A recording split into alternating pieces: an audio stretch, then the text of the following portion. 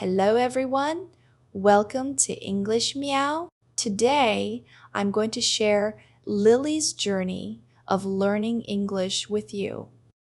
Let's explore the methods she used to learn while listening to her slow-paced English reading.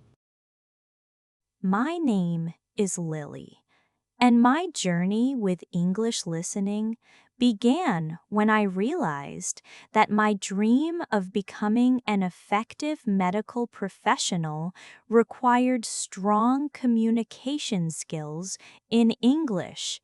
I grew up in a small town where English was taught primarily as a school subject focused on grammar, reading and writing. Listening and speaking were rarely emphasized, and my exposure to real-life English was minimal. I could understand written instructions and textbooks, but when I tried to listen to native speakers, I often felt lost. Early on, I avoided opportunities to practice listening, fearing mistakes and embarrassment. When I entered university to study medicine, I realized the importance of English for my future career. Many of the research papers, medical journals, and textbooks I needed were in English. Conferences, workshops, and international collaborations also required good listening skills. During my first year, I attended a seminar delivered entirely in English by a visiting doctor. The speed of the speech, combined with specialized medical terminology, was overwhelming. I could only understand a few isolated words, and I felt frustrated and anxious. That moment marked the beginning of my determination to improve my listening skills, knowing that my professional growth depended on it. I started with beginner-friendly resources. I listened to slow, clear English podcasts aimed at learners, watched medical documentaries with subtitles, and practiced repeatedly. I used the method of listening in 3 stages. First, trying to get the general idea. Second, focusing on details. And third, repeating aloud what I heard. This approach helped me recognize patterns in pronunciation and sentence structure, even if I did not understand every word. Over time, I started to grasp common medical expressions and phrases used in clinical settings. Music and audio content also became tools for improving my listening. I listened to English songs with clear lyrics while studying or commuting. Initially, I read along with the lyrics to understand every word, then gradually attempted to sing along and comprehend without assistance. This not only enhanced my listening ability, but also improved my pronunciation and confidence when speaking. I found that combining enjoyable activities with listening practice made the process less stressful and more effective. Social interaction was essential to my progress. I joined study groups where English was the primary language, initially just listening to others speak and hesitating to contribute. I learned to ask politely for clarification, using phrases like, "Could you repeat that, please?" or "Can you explain this term?" My peers were patient and supportive, which encouraged me to participate more actively over time. These interactions provided real-world listening practice and helped me internalize technical vocabulary, idiomatic expressions, and natural speech patterns that textbooks rarely covered. As I progressed through my medical studies, I realized that passive listening alone was not enough. I needed to actively engage with English to truly understand and retain information. I began keeping a dedicated notebook where I recorded unfamiliar words, medical terminology, idiomatic expressions, and phrases I heard in lectures, podcasts, and conversations. Each day, I reviewed my notes, practiced pronunciation aloud, and created example sentences. This active engagement helped me connect written knowledge with spoken English, improving both comprehension and confidence. I also increased the complexity of my listening practice. I started watching medical lectures and clinical procedure demonstrations in English, often pausing and replaying segments multiple times. During the first listen, I focused on the general idea. The second time, I concentrated on details and specific terminology. And the third time, I repeated sentences aloud, mimicking pronunciation, intonation, and pacing. Over months of consistent practice, I noticed a significant improvement. My ears were better trained to recognize spoken medical terms and sentence patterns, and I could follow lectures more effectively in real time. Immersion became a critical part of my routine. I listened to medical podcasts while commuting, watched English language tutorials, and even changed the language settings on my devices to English. Music, especially songs with clear lyrics, helped me tune my ear to pronunciation, rhythm, and stress in natural speech. These small, daily exposures built a strong foundation for listening comprehension, allowing me to gradually tackle more advanced content without feeling overwhelmed. Social practice also played a major role in my learning. I formed study groups with classmates who were fluent in English, initially observing more than speaking.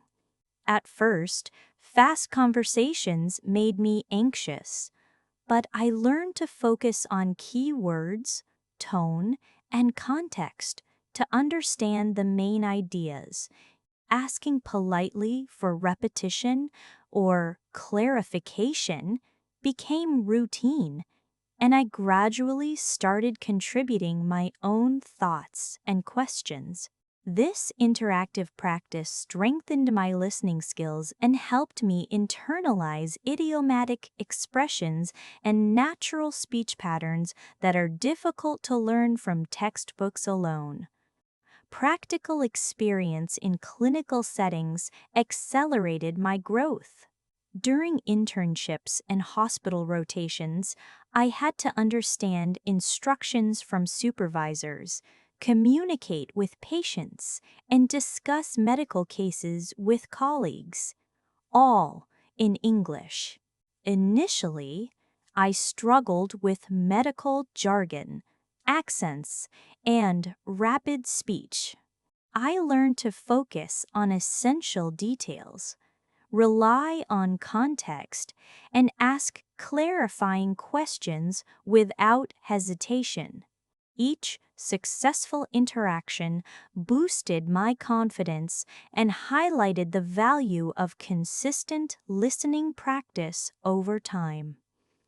Travel also provided invaluable exposure. Attending medical conferences abroad introduced me to diverse accents, speech speeds, and colloquial expressions used by professionals worldwide. In one memorable session, I had to understand a complex lecture on cardiology delivered entirely in English. By concentrating on keywords, visual aids, and context, I was able to follow the discussion and even ask relevant questions. That experience reinforced my belief that listening is a skill that develops through exposure, strategy, and active engagement rather than memorization alone. By the time I reached my third year of medical school, my listening skills had improved considerably, but I still faced challenges in high-pressure environments and fast-paced discussions. During hospital rotations, I often had to understand rapid instructions from supervisors, follow detailed patient histories, and interpret complex conversations between doctors and nurses. Initially, I felt overwhelmed and feared missing critical information. However, I learned to focus on context, key terms, and tone, which allowed me to grasp the essentials even when every word wasn't clear. This strategy not only helped me understand more, but also reduced anxiety and increased my confidence in real-life situations. I began challenging myself with more advanced listening exercises. I listened to medical lectures, international conference recordings, and advanced podcasts without relying on subtitles. I combined this with active note-taking and repeated listening sessions, pausing to analyze pronunciation and sentence structures. Shadowing became a daily habit. I repeated complex phrases aloud immediately after hearing them, mimicking stress, intonation, and pace. This practice not only improved comprehension, but also made my speaking sound more natural and fluent. Over time, I realized that I could follow conversations and lectures with less effort and better understanding than ever before. Social interaction remained a vital component of my improvement. I engaged more actively with international classmates and colleagues, participating in case discussions, debates, and study groups conducted in English. At first, I hesitated to speak, worrying about making mistakes or misunderstanding idiomatic expressions. Gradually, I learned to ask for clarification politely, paraphrase questions, and contribute meaningfully to discussions. These interactions helped me internalize natural speech patterns, informal expressions, and professional terminology, bridging the gap between textbook knowledge and practical comprehension. Practical experience continued to accelerate my learning. During rotations in busy hospitals and clinics, I had to communicate effectively with both patients and staff in English, understanding patient concerns, asking follow-up questions, and interpreting doctors' instructions demanded precise listening. I learned to focus on the essential points, anticipate common phrases, and use contextual clues to fill in gaps. Each successful interaction strengthened my confidence and reinforced the importance of patience, persistence, and attentive listening. Travel and exposure to international medical communities provided additional breakthroughs. Attending seminars and workshops abroad exposed me to a variety of accents, speech rates, and professional jargon. I vividly remember presenting a case study at a conference in London where questions from the audience were rapid and technical. At first, I was nervous, but by focusing on key words, context, and visual cues, I understood and responded effectively. That experience solidified my belief that active listening is about adaptability, strategy, and confidence, not perfection. Through all these experiences, I realized that listening is a skill that grows gradually with consistent effort. Each small success, from understanding a medical podcast to participating in a complex discussion, contributed to overall improvement. Listening was no longer intimidating. It had become a tool that opened doors to knowledge, professional growth, and meaningful connections with colleagues worldwide. By the time I entered my final year of medical school, my English listening skills had become one of my greatest assets. I could follow complex lectures, understand rapid discussions with professors and peers, and participate confidently in international medical workshops.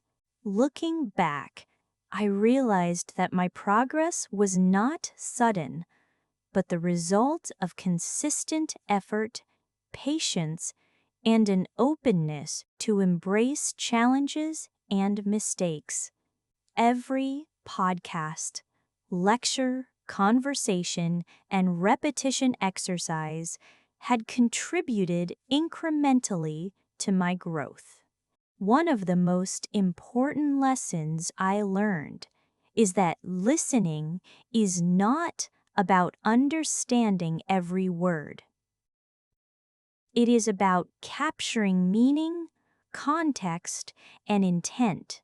Early on, I would get frustrated trying to comprehend every term and every phrase. Gradually, I learned to focus on key ideas, tone, and nonverbal cues, which allowed me to follow discussions even when some words were unfamiliar. This mindset shift transformed listening from a source of stress into a tool for engagement and learning. Immersion played a crucial role in my development. I surrounded myself with English daily, listening to medical podcasts, following English language tutorials, reading research articles aloud, and even switching the language settings on my devices. Music and audiobooks complemented my practice, helping me internalize rhythm, stress, and pronunciation naturally. Shadowing exercises, repeating phrases aloud immediately after hearing them, and summarizing content in my own words strengthened both comprehension and speaking abilities. These small daily practices compounded over time, preparing me for real-life professional interactions. Social interaction was equally critical. I actively engaged in study groups, clinical discussions, and international collaborations. Initially, I hesitated, afraid of misunderstanding or making mistakes. But I learned that mistakes are not failures. They are opportunities to learn. By asking politely for repetition or clarification, paraphrasing when needed, and contributing ideas, I gradually gained confidence. Each successful interaction reinforced my skills, and over time, participating in fast-paced conversations became manageable and even enjoyable. Practical experience in clinical settings and international medical conferences accelerated my progress further. I had to understand instructions, patient histories, and professional discussions in real time. I relied on context, observed cues, and focused on essential details to navigate conversations effectively. One memorable experience was presenting a research case study at an international conference. Questions from the audience were fast and technical, but by concentrating on keywords and context, I was able to respond accurately. That moment epitomized my journey. Listening is a skill developed through strategy, exposure, and confidence rather than memorization alone. Reflecting on my journey, I realized that listening in English has not only improved my professional competence, but also enriched my personal growth. It has enabled me to access global knowledge, connect with colleagues worldwide, and engage meaningfully in international forums. Listening, once a source of anxiety, has become a bridge to opportunity, understanding, and connection. If I could offer advice to anyone beginning this journey, I would say, immerse yourself in English. Embrace mistakes as learning opportunities. Practice consistently, and celebrate small victories. Progress is gradual, but with patience and dedication, listening can transform from a challenge into a powerful tool for success, just as it did for me. Thank you, everyone, for coming to listen to Lily's experience of learning English today. I hope that after hearing her learning journey, it will be helpful for your own English studies. But please remember, no matter what, never stop learning. One day you will see a unique version of yourself.